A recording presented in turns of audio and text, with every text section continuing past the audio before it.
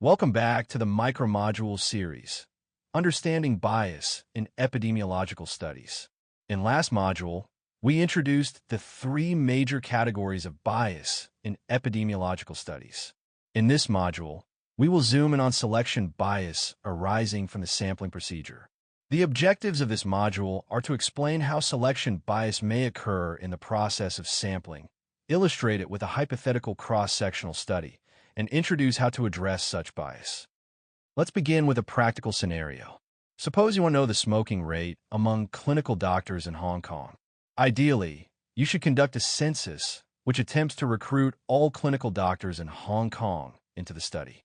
However, in reality, this is often impractical due to resource limitations. Instead, you may choose to conduct a survey of a representative sample of the target population. The process of taking a sample from a target population is what we call sampling.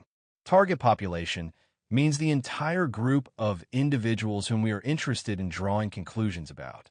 Sample population is a subset of the target population selected to be studied.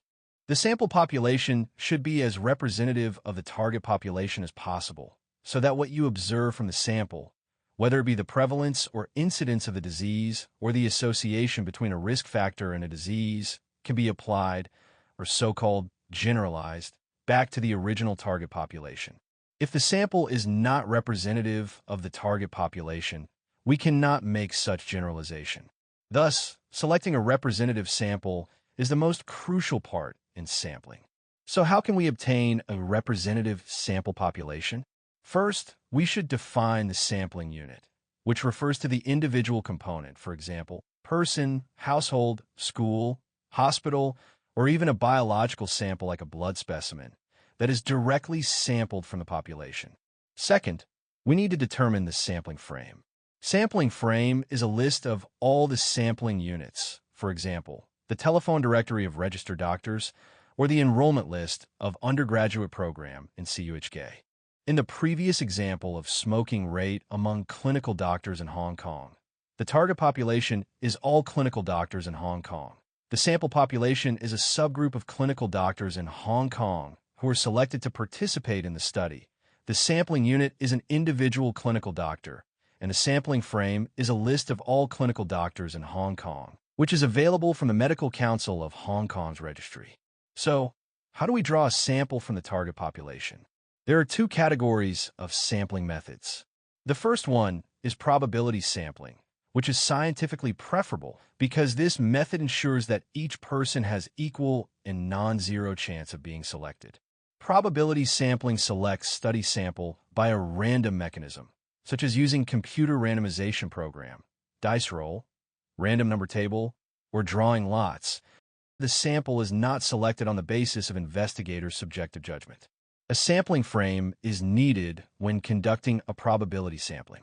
The other method is non-probability sampling, which is cheaper and easier than probability sampling. With non-probability sampling, the subjects are chosen primarily for convenience and accessibility. So, the investigator chooses subjects subjectively, and sampling frame is not needed. In this case, the probability of each person being selected is not equal. In other words, some people are more likely to be selected. Thus, those who are selected may differ from those who are not selected. Here is a classic example of bias arising from inappropriate sampling. In the 1948 U.S. presidential election, political polls predicted a landslide victory for Dewey, but instead Harry Truman won a landslide victory.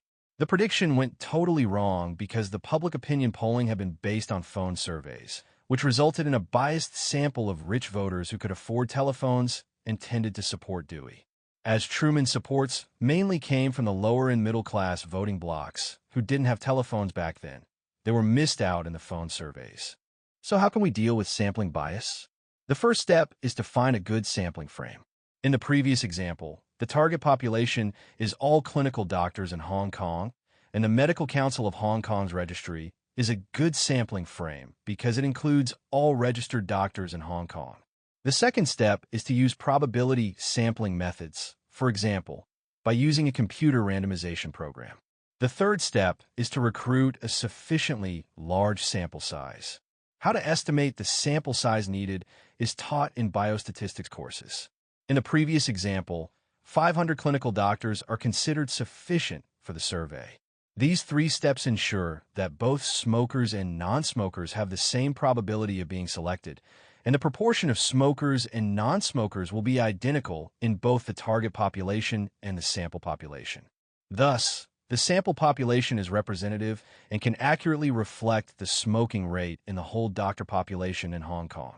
As shown in this figure, the prevalence of smoking is 60% in the sample population, consistent with the true prevalence in the target population. Okay, in this module, we discuss the selection bias arising from the sampling procedure and the strategies to mitigate it. In next module, we will talk about selection bias resulting from non-responsive participants. Thank you for listening.